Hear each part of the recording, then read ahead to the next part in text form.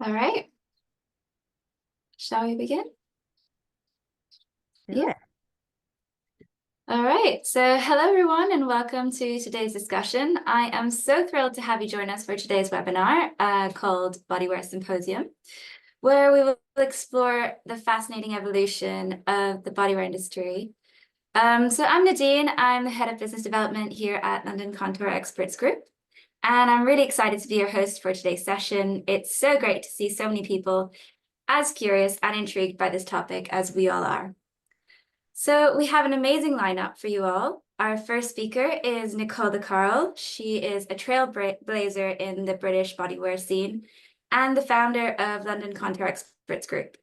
She has shaped iconic brands and brings a wealth of experience, knowledge, and passion to our discussion. Our second speaker is Jos Berry, a creative mind, the creative mind behind Concepts Paris. Jos has significantly contributed to the industry through consulting and product innovations, brand development, and is renowned for her work in general in the industry. Together, Nicole and Jos will share the invaluable insights into the bodywear movement, industry trends, and strategies for the success in this dynamic market. We will all love to hear your thoughts, questions, and observations, so please put them in the chats during the session. If you have any specific questions, please put them in the Q&A and we will address them at the end. I'm excited to dive into today's discussion and explore the compelling world of bodywear with you. So without further ado, I'll hand things over to Nicole to kick us off. So thank you very much and enjoy. Thank you, Nadine. So I wanted to kick off today's session with what is bodywear? It's a multi-contour product united through knitted technology. And if we want to put it in a box, categories include underwear, swimwear, dancewear, shapewear, and bodycon activewear. So why is bodywear having a moment right now, should we ask? We feel it's a result of a multi-market factor. So not only led by advancements in fabric technology, but coupled with changing consumer desire for a healthy balance between comfort and aesthetic, which is driving a demand for this 24-hour wardrobe. Ultimately, this big shift is brand language, and that's opening up these white spaces. So how is the consumer taking the lead? Through market awareness, we believe that the consumer's more informed. They have more curiosity for transparency and traceability, which is in turn accelerating the circularity. And I suppose these individuals have their own preferences and we're looking for product to suit their own body types. So looking for something that's fashionable, adaptable, and size inclusive. When it comes to sustainability, there's some big impacts. They're not new to us. Obviously, there's growing environmental concerns. Brands are adopting product passports in order to adhere to these traceability and transparency requirements. Consumers are seeking these sustainable alternatives because the authorities are really pushing for carbon neutral. But the most important takeaway here is it reduces the necessity to buy multiple products. There's kind of an increase in fast-growing micro multinational brands. And for me, that's driving innovation by listening to their diverse market needs and reacting really quickly. So one of those I would consider as a growing micro multinational today, pushing the boundaries in bodywear, is Chantel. Mostly because they've created inclusivity through their second skin soft stretch technology. But also, Jos and I were talking about this recently, developed a one-size inclusive pulp swimwear range, which is offering a fresh perspective on sizing, pricing, and versatility. But there's almost this emergence of 24-hour wardrobe, which is really because the consumer is now seeking multi-purpose products that seamlessly transition across their lifestyle day to night. So how do we explore these white spaces? So the LC Group and Concepts Paris are collectively focused on carving out opportunities within these white spaces. And we're consulting for existing businesses on really how to enter and thrive. So this untapped potential that we've, I suppose, come across more recently is that brands are tapping into these emerging trends, consumer preferences that become more mainstream, can expand their customer base, drive revenue growth, and reinforce brand identity. So brands that are really kind of ahead of this curve are a few examples here that we feel are making a movement. So one is Banana Inn. They're mainly, I suppose, Asian they're based in the Chinese market, but they have a rising trend on spending more time outdoors. They've developed an anti-UV and collagen-infused performance-led bodywear category, which is interweaving into a healthy lifestyle. It's building that back into their daily routines through a 24-hour wardrobe. Alo Yoga, another one at the top of the pile, is creating performance-focused products with a stylish social purpose.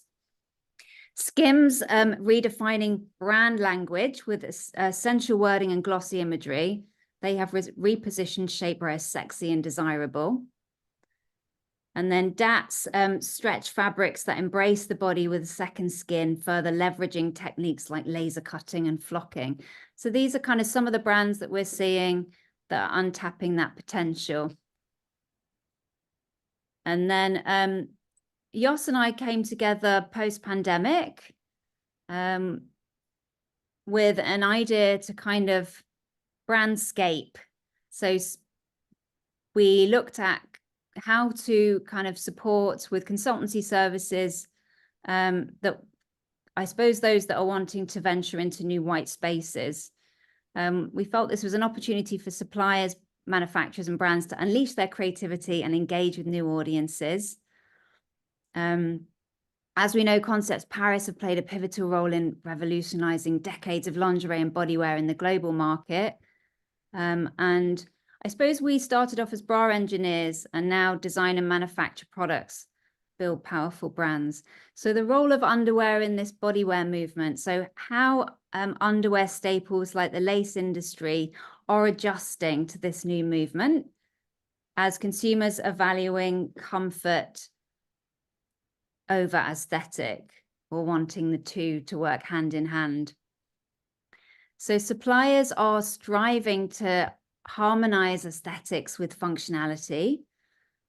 And Lycra seems to be at the forefront of this movement. So they have a FitSense technology, which enables the creation of lightweight shapewear with effective compression. Their latest adaptive technology enhances the squat-proof flexibility of fit of dancewear. And interestingly enough, that same technology is also used to create softer stretch lace. They call it fit without fight for a more comfortable, intimate range. So as we can see, kind of fabric tech-led underwear brands are really leading the way.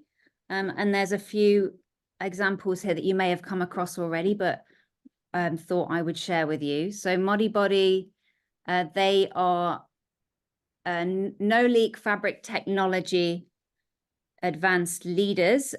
They are specialists in period pant technology, but they've recently used the same technology for bras for breastfeeding. Marine Surrey, they are blurring the lines between intimacy and athleticism. And Commando, another good one, underwear and shapewear brand.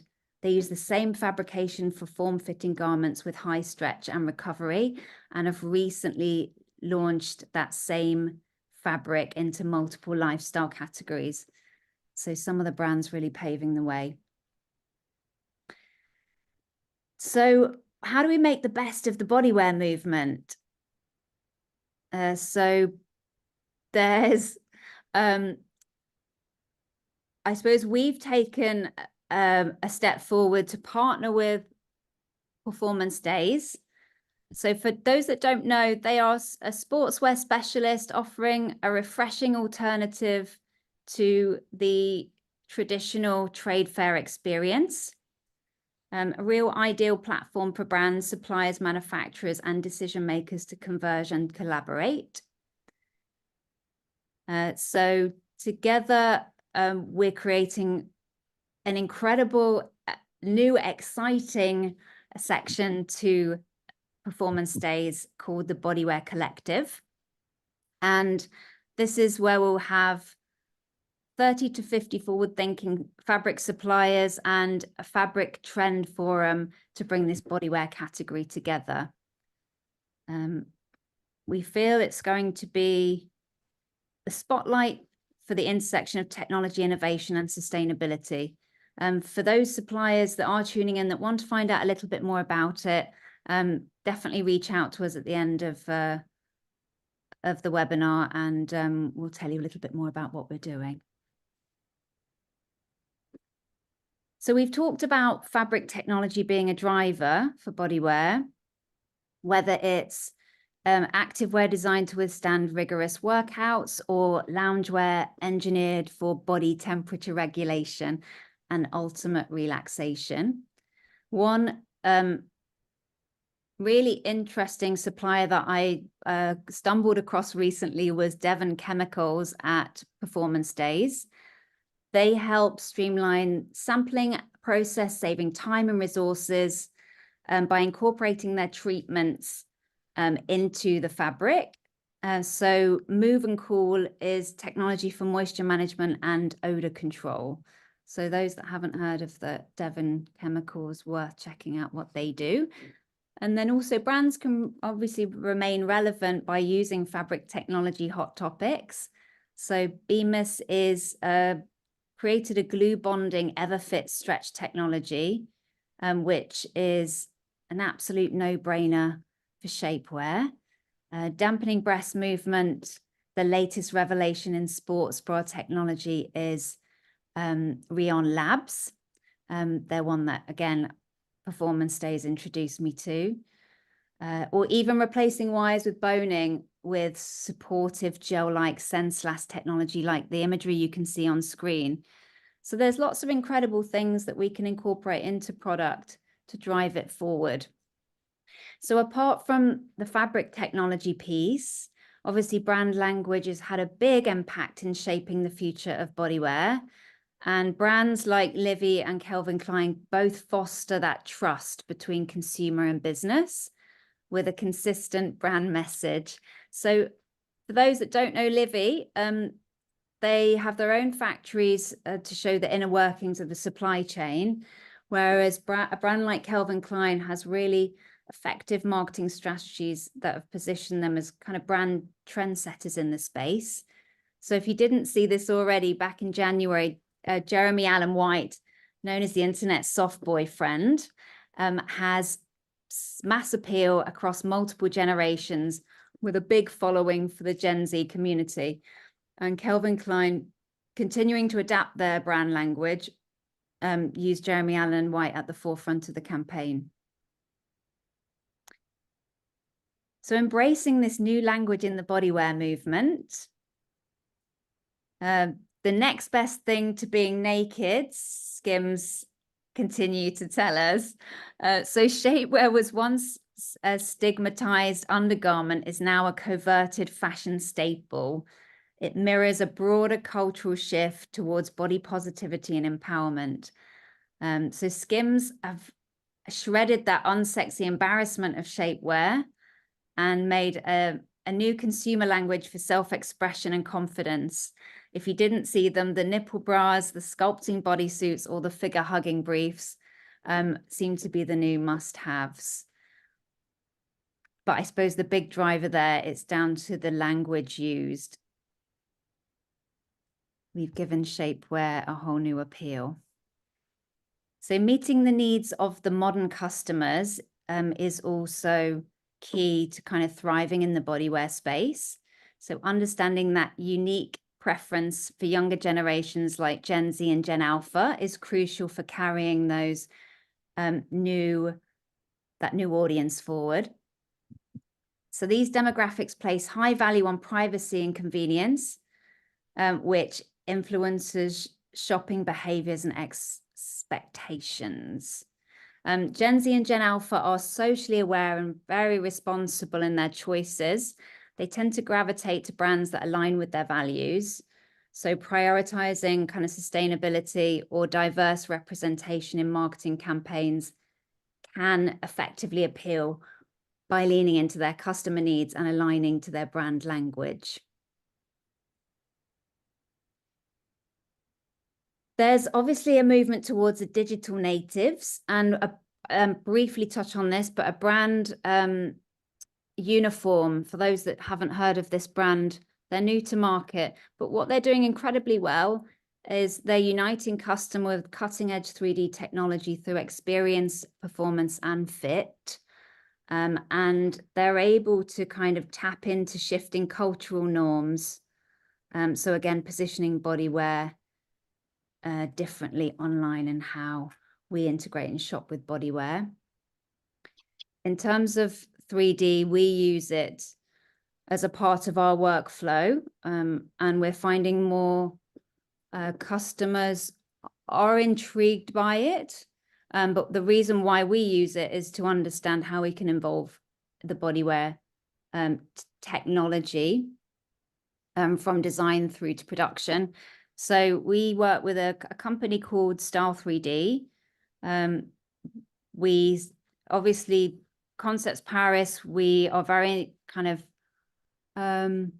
inspired by what they do. They have incredible creativity. So where we can start a design project with concepts, it's a really great opportunity to go to market with something anew. Style 3D becomes our fabric partner. So they have a scanner where we combine stretch testing for soft body technology.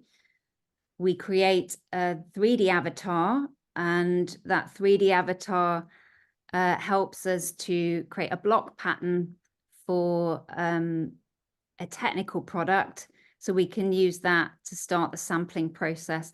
I think the beauty of why we use 3D and how it's helpful for our journey is we can take it from a 3D design concept into a physical AI filtered image. You can see that in the middle of the screen here, which can be used not only to visualize the design and speed up the increase to market when it comes to technically advancing a product, but it helps with the marketing and the selling end use.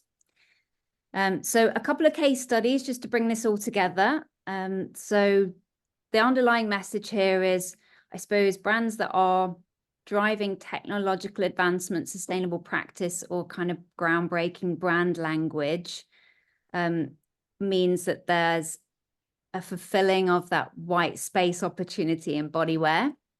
So there's a few brands here you may have heard of already, that I wanted to share some brief thoughts with you on. So Evelyn and Bobby, a seamless lamination design that elevates comfort and support by lifting three-dimensionally.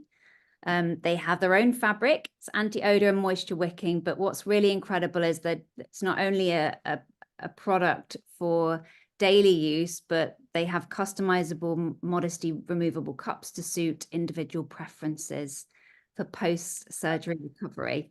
Another goodie, Reformation. So they are net zero carbon emission led business. But what they are doing now, which is incredible, is using Evo by Fuller fabric, which is 100% renewable. So they've created a sustainable swimwear line. And then another goodie that I've come across, new brand, but one to watch, Hesco. And they have inspired underwear designs for tailored athletic activities. So they have a removable gel insert for equestrian riding knickers, which is great for comfort and functionality. So they have much attention to detail. And I think because they're driving the technology forward, we put them in that innovation space. So the big takeaway here is the rise of bodywear represents a shift in the fashion industry. It's driven by sustainability, consumer awareness, and the need for multifunctional clothing. The emergence of bodywear provides ample opportunities with open white spaces. And by embracing this movement, adapting to evolving consumer preferences and relinquishing these strict product definitions and changing business models, businesses can really thrive in this dynamic landscape if they continue to evolve with the times. So hopefully that gives you a little bit of an insight as to where we're spending our time in bodywear today. I want to hand over now to Jos, who wants to share her thoughts on what's happening in the bodywear space and the trends that follow. Okay, hello.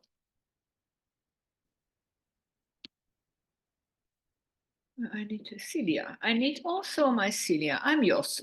Most of people know me from for ages, because that's what happens with my situation. I'm just getting a letter in from, but I don't know. I hope I don't share my screen. So here we go.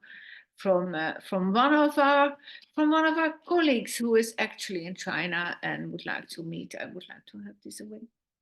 Can you happen, Siri? I want to have. Oh, what happened here? So a little bit of it's always, webinars are always very practical. Here, but what we actually, my biggest message to you is that we have to get back to loving our consumer. I have basically during COVID with an enormous amount of webinars, spoken with an enormous amount of you as well.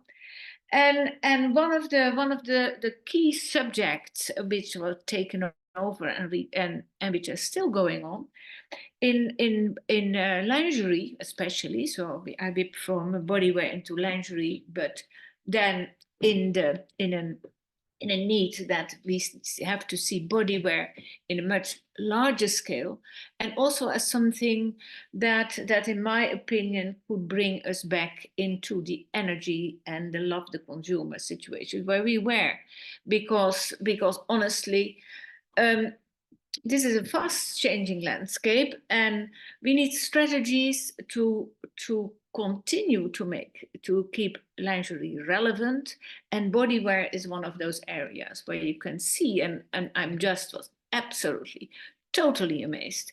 I'm coming back from China, where shopping malls and department stores were a no-no anymore, especially during COVID, and where we see now a reliving of the shopping attitude, especially in second tier cities, but also in the newest shopping malls. It was completely taken aback by a new shopping mall in Shenzhen, where bodywear, but also lingerie in the context of lingerie, like it was, doesn't have a place, but where bodywear is so thriving. And I asked myself, why can't bodywear and lingerie not be together a movement of pleasure, a movement of how we dress, and a movement where we not constantly make women afraid of the fact that most bras, according to them, but that's not completely true, but according to the industry, don't fit.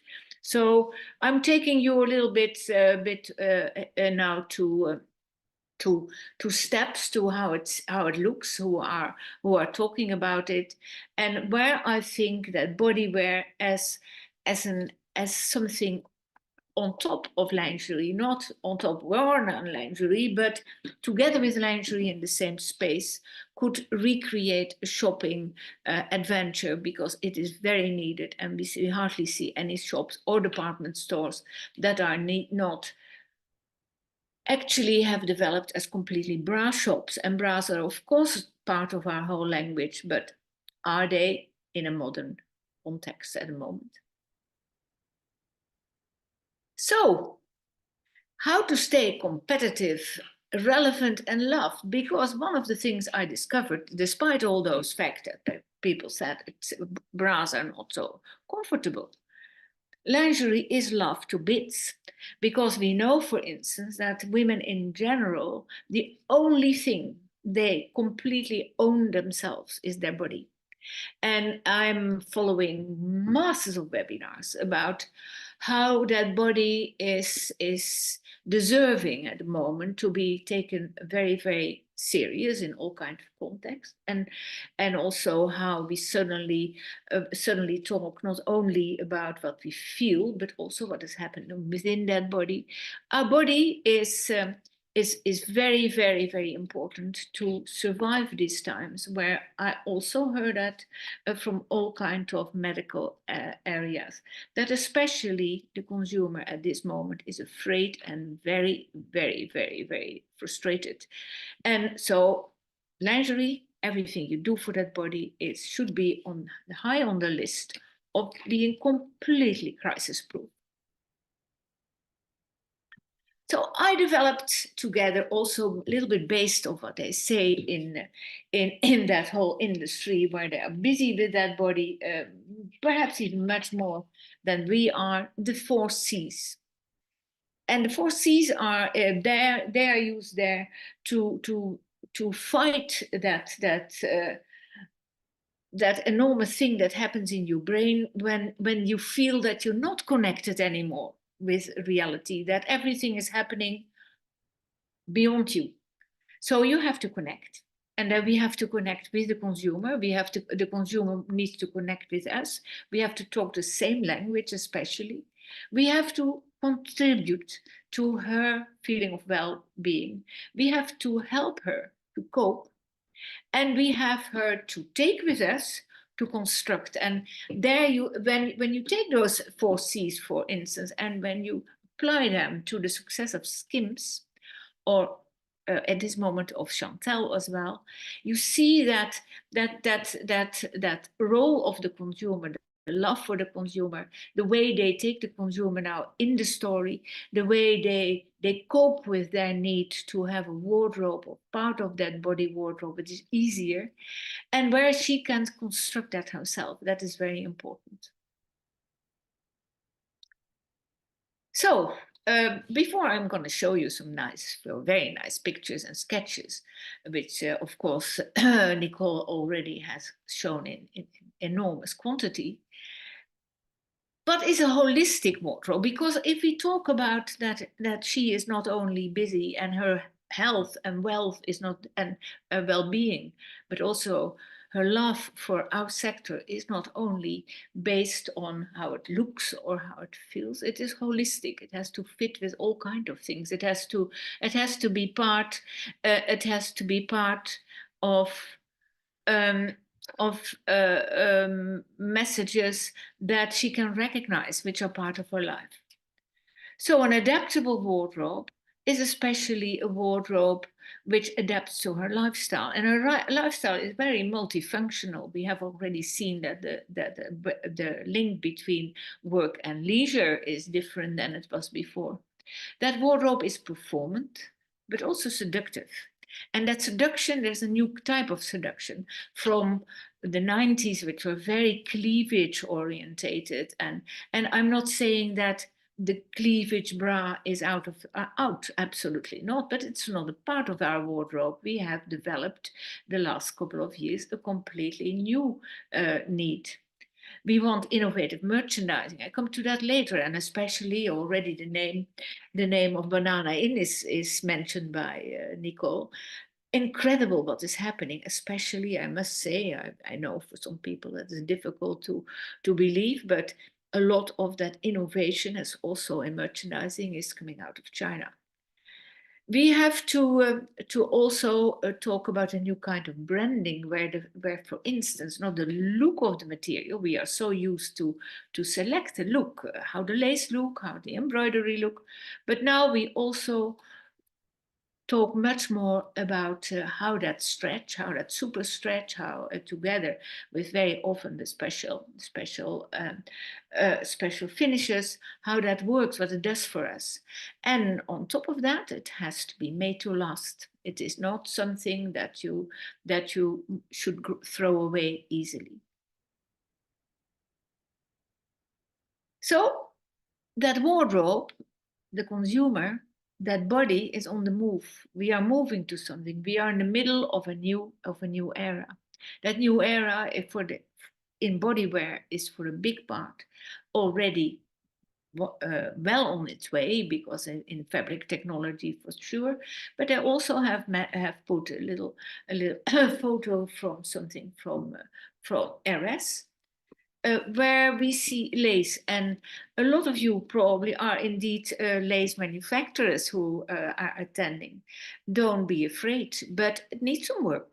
Lace really needs some work. It needs some work in how it behaves, and we have seen that, for instance, Lycra comes with the adaptive technology, where our need for reducing size ranges is also part of their technology. And honestly, I believe very, very strongly, and I have seen that for the second time in my life.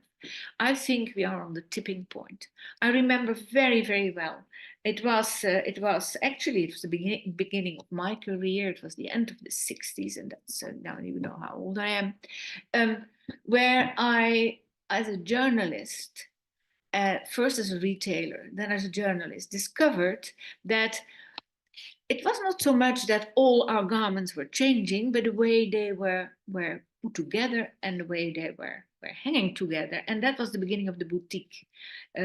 Only people like me know exactly what a shock it was. Suddenly the shop had its doors open. Interesting stuff was hanging outside. It was incredible.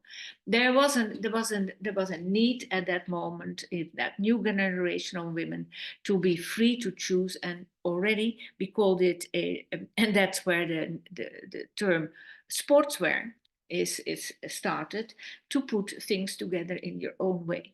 Now that's happening now as well in lingerie. We see all kinds of different ways to create a bodywear wardrobe, where easily you can also combine lace or something more sexy, but the parameter for seduction is it is very wearable in very different ways. And very often that is completely introduced by sport. The sport development and activewear developments, and the influence of people like Lululemon and Adidas, for instance, is enormous. And already we know that in certain markets, and especially in certain sizes, the active bra, the real sport bra, which helps the breast to be more stable during activity. But what we see also is that style-wise, there's an enormous influence of that, especially also in finishes, elastics. We see a lot of bonding happening, which is also coming out of sport, and that, for us as designers, that's a wealth of ideas. You will see it gets better and better. Fabrics are more performant and also more exciting to look at. We are talking here about performance and seduction, and some people are snubbing about the arrival of skims, especially how they get square meters in big department stores. I mean, I was in Hong Kong at Lane Crawford, never a big name in lingerie. Suddenly, when you see the amount of space they have given to skims. But here in the middle, you see a gorgeous picture, one of Alaya, one of Levy, and that idea of performance and seduction. That is definitely something to keep a very close eye on.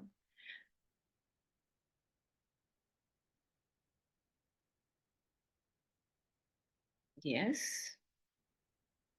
Nicole's screen, but Nicole, can you click?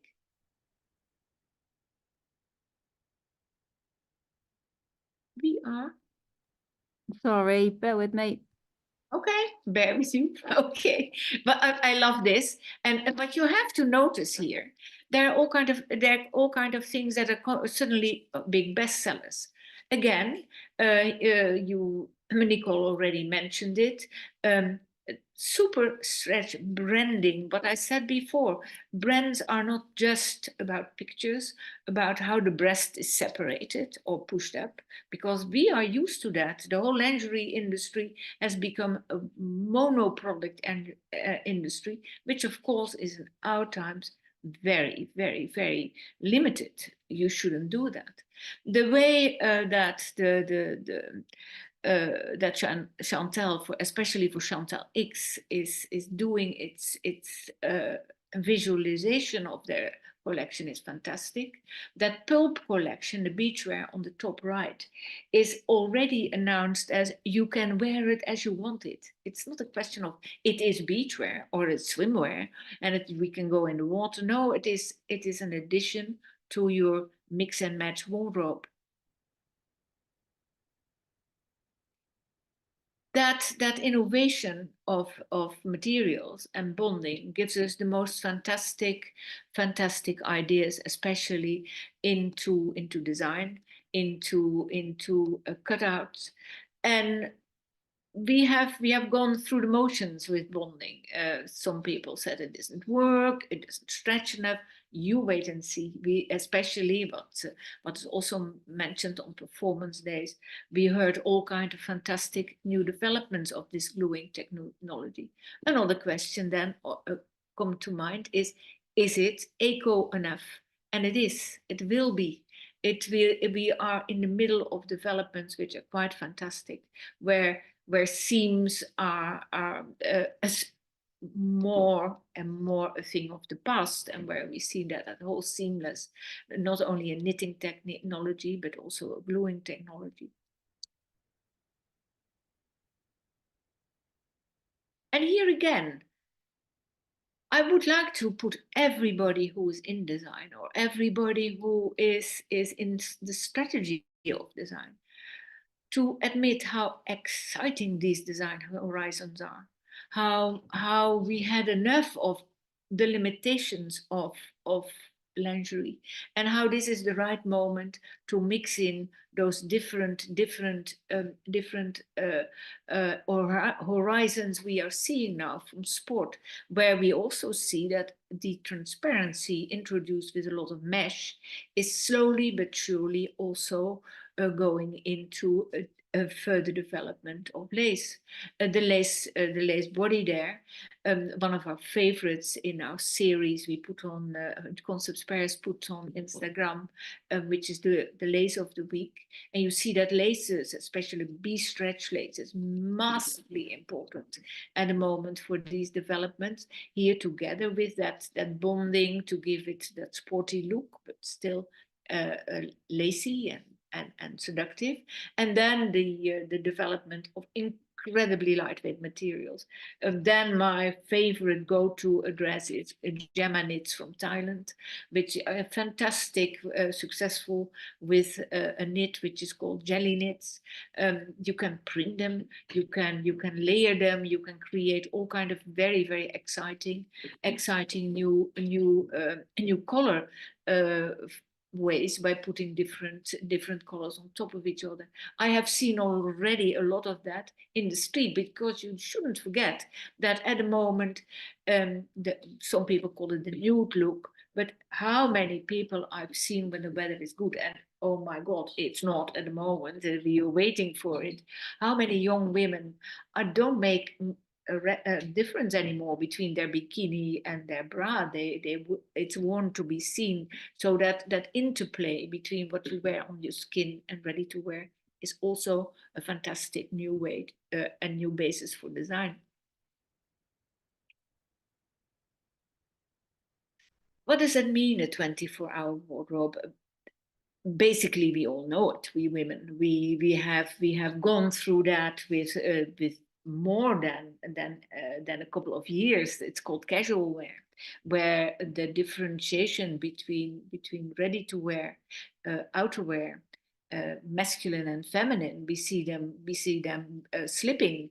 Now here we made an illustration, a very comfy knitted pyjama with a mannish shirt, can be worn differently, can be worn in bed, can be worn over and under things, and under this padded jacket. And you see that indeed the idea of padding, the idea of taking materials that are super lightweight and super easy to wear differently are important. It is a major rethink of materials, and there I would like especially to think about loungewear. A loungewear which has an enormous possibility to make to play an enormous role in that 24-hour wardrobe. We see, for instance, all around us, and I spoke with the director of Hanro and with the people in the fabric area. Merino wool, for instance, makes an enormous comeback, not only for body wear or for thermal wear, but also even as cycling wear. The functionality of fabrics, and that is one of the most interesting things. The consumer is incredibly interested in that. Why merino wool? Everybody is asking me, and even I had problems to say, because merino wool is so fantastic. At this moment, I'm wearing a merino wool little polo, and with this kind of crazy weather where we sometimes sit in the sun and sometimes it's cold, it's the ideal material. So natural materials are making an enormous comeback. We heard that as well, and that can be transparent and that can be worn on top of each other, and it is fantastic for multi-seasons, which gives a new form to sustainability. For instance, do be well aware that little coal sweater in merino wool, one of the most exciting bestsellers. People like COS, for instance, make an enormous amount of use of that. How people are wearing their garments. The adaptable wardrobe is, what I said, enormously driven by materials, materials which are interesting to wear, which are beautiful to see, which are adapt to different occasions. People like Newai, for instance, that is with their complete blurring, dividing lines between work and leisure, but also enormous research from Lensing with their Tencel, from Eastman with their Naya. We see so much interesting things, and therefore going to a fabric fair is basically laying the basis for a new wardrobe and new thinking, because it becomes more and more interesting in so many different ways. It is not just looking at something beautiful, it's also feeling and talking and developing all kinds of new concepts. That is where we were basically completely mesmerized already. This is recently in Shenzhen in China, how incredibly important the information is about what you can do with your garments, but also how it influences the shape of it. For instance, here Montclair is very on track with that hood. That is probably also an anti-UV. In China, anti-UV and collagen are the most important treatments of fabrics at the moment. There's also an enormous push, and also here in this part of the world, antibacterial, enormously important, since sport, a lot of it comes out of sport, and since sport is also much more seen as a masculine driven section. That's why we think it's so exciting that Performance Day is allowing us to bring in bodywear as well on that fair, because that is quite a novelty, that focus specifically on women. And you see that in the development of tennis as well, where a lot of those tennis skirts are worn on the street like normal outwear.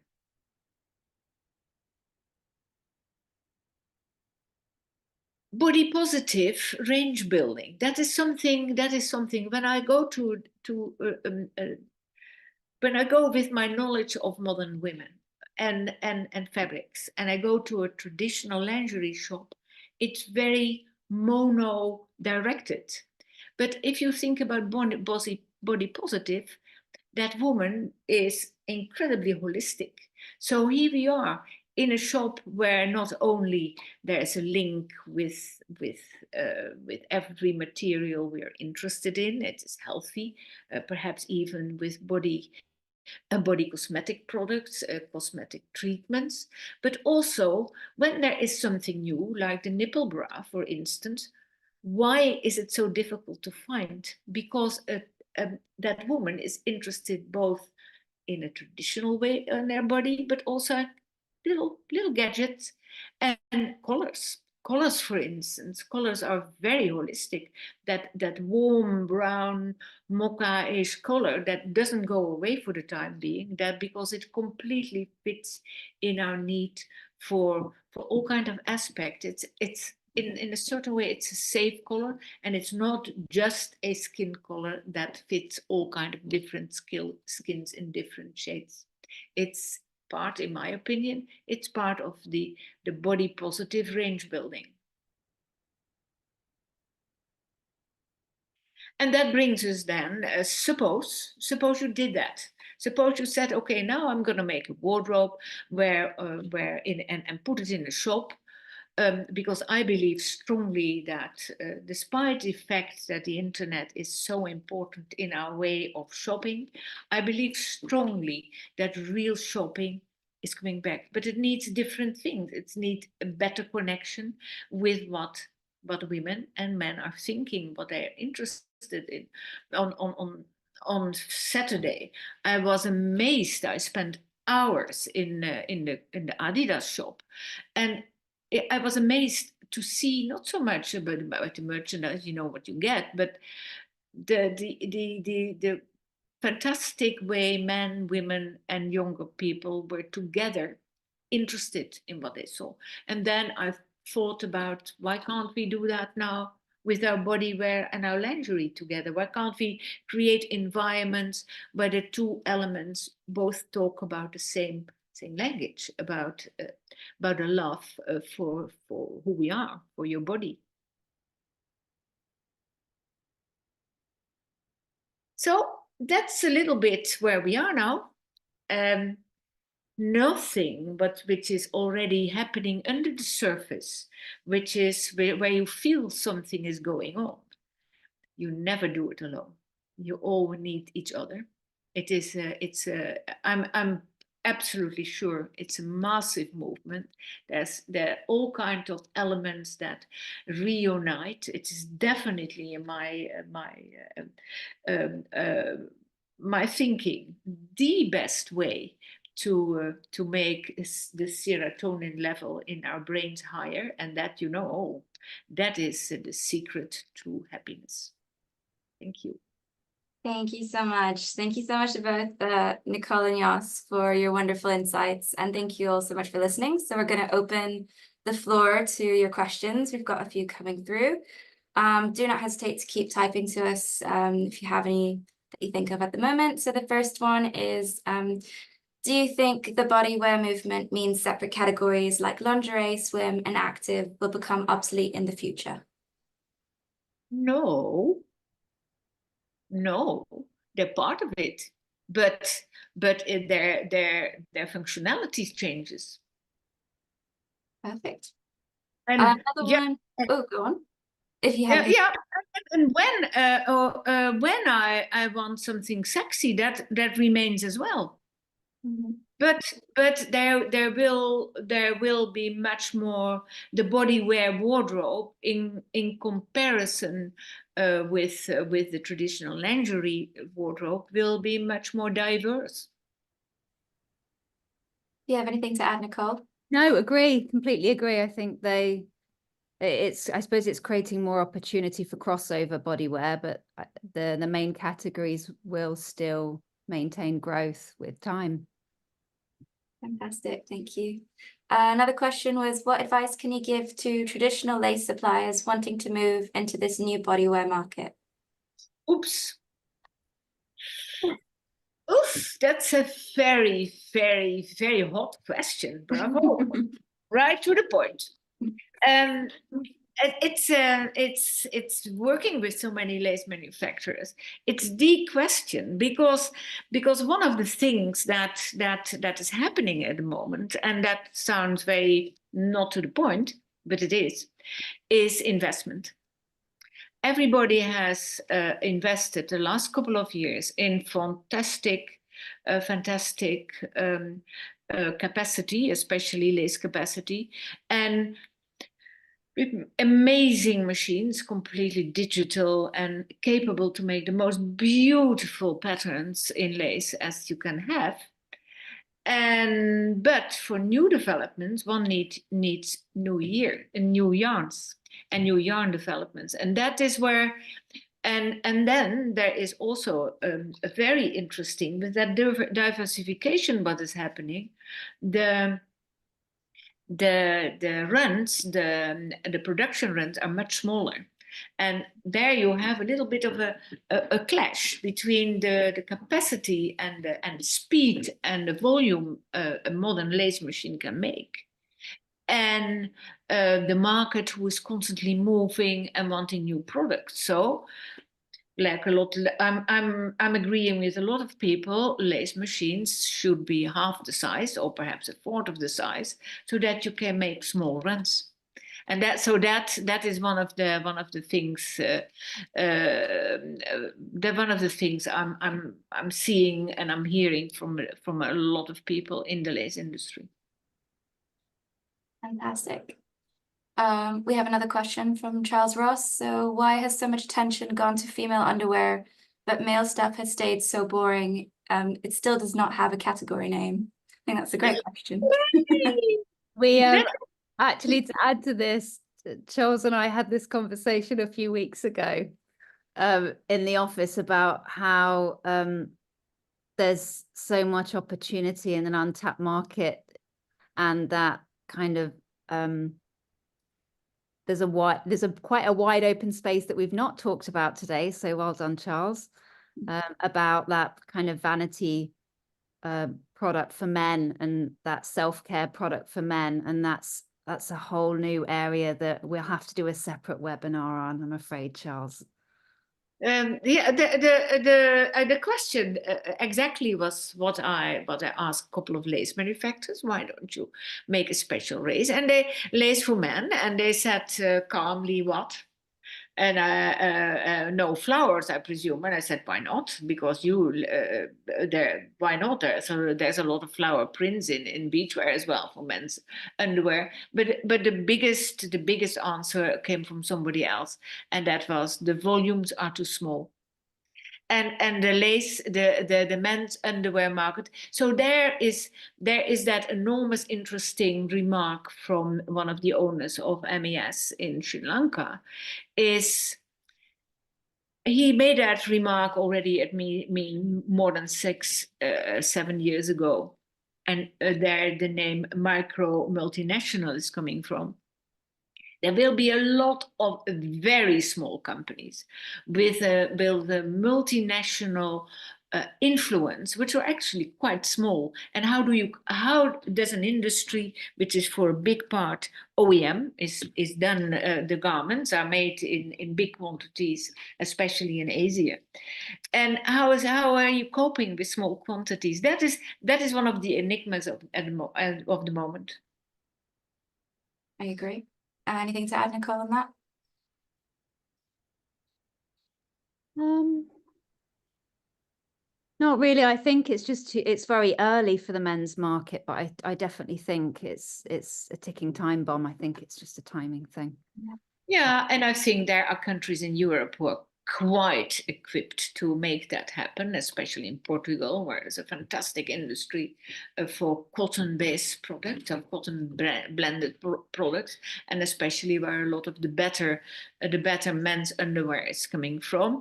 But there's a price question, and that is another enigma, because everybody thinks that everything has to be cheap, which is of course driven by a lot of people who fighting for market share and attacking each other. But is the consumer really that unwilling to pay a couple of dollars more for an underpant, which is fantastic? I don't know. I'm my own husband. Not men are in general very critical in what they wear. Everything has to be precise. I think there's a bigger market for better quality and more expensive underwear. Another question was from Christy. So do you think younger generations are truly willing to put money behind increased costs for sustainability? Yes, but you have to explain it to them. And you should please, you know, there's a beautiful quote. Blaming the victim has never worked. But what is happening at the moment is that sort of we are all responsible and buy my product because that is sane and then you're part of it. That is as if we are the culprit only for that thing. Now that doesn't work really. We have to put a different tone of voice, and we have seen that it works. That our companies are very successful selling extraordinarily expensive products compared to other people, with a very clear and very consistent message of this is where the product is made, but the effort was putting in it, and I'm pretty sure that that their successes are much more telling. Take Lululemon, for instance. Can I ask one question just about what you presented today, Jos? It was a teaser to the Bodywear file. So we've given a little bit of a window into what's coming in Bodywear. It's a preview, isn't it? And we're going to be showing a little bit more later in the year at Performance Days. But there is, you know, for those that want to kind of dip into Bodywear, led by Concepts Paris, there's a Bodywear file that it is a kind of deeper understanding of trends and what's happening in Bodywear at the moment. So do you want to tell us a little bit about that? Because we're going to be sharing a link after the webinar, aren't we, for those that want to kind of subscribe? Yeah, I'm always I'm the worst person in being commercial.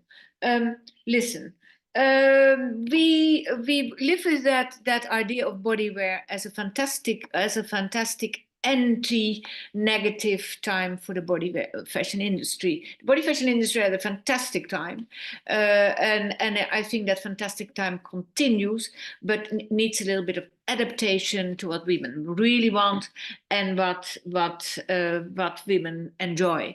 And so we compiled together a file, a design file with ideas for Bodywear, which is very much from observing what is happening to extreme designs, because that is happening as well. Do not forget that only making a camisole and a panty, that's not it. People also want to see quite amazing ideas, and there you see the enormous success suddenly of Alaya. Now, with that body fashion file, we composed that. It's really interesting. It's more or less, it's almost 60 pages with fantastic ideas for you to be inspired by. At the end of the day, everybody needs to serve its own clients and stop thinking that there is only one thing for everybody. It's a very diverse market. So our bodywear file is specially for this this development. Fantastic. Thank you so much for your questions. We'll answer them potentially at a later date, and don't hesitate to ask any questions that you have as well later on, and we can always answer that through email. So as we wrap up today's very insightful webinar, I want to extend my deepest gratitude to our speakers, our attendees, and of course our organizers for making this event a very successful one. Your engagement and participation have really enriched, I think, our discussion at the end. And we look forward to continuing the conversation beyond today's session. Like I said, don't hesitate to send any of your questions through email. And you will get a discount code potentially tomorrow for the Bodywear file and the link to this recording. We hope that you found this as informative, inspiring, and fun as we have. And remember, the Bodywear movement presents endless opportunities for innovation, for growth, and we're really excited just to see how each and every one of you contribute to shaping the future of this dynamic industry. So thank you so much, everybody. Until next time, take care. Thank you. Bye-bye. Thank you. Bye.